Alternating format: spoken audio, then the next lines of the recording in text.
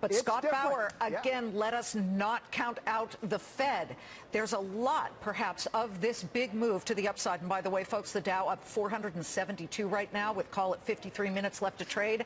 That has to do possibly with the fact that the Fed did drop this one, saying that it will begin buying $60 billion worth of Treasury bills per month starting next week. Now, talk about the buoyancy here being justified. I mean, if there's a deal and the worries are put behind us, that may mean the Federal Reserve holds off on cutting interest rates October 30th.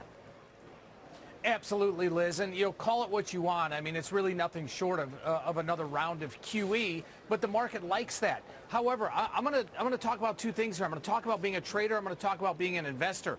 Being a trader going into this last hour or so with President Trump and the Chinese delegation here, I'd be really overly cautious. These moves yesterday and today have been great, but you know what? The market is now anticipating the best, right? So this is a classic case to me of setting up as a buy the rumors, sell the news type of event. Now, as an investor, I think you have to be very happy about this. You have to be very, very optimistic moving forward that even if this, temporary deal that they come up with, if they come up with something may not be the end all be all, it is a start. Indeed. And I would say this.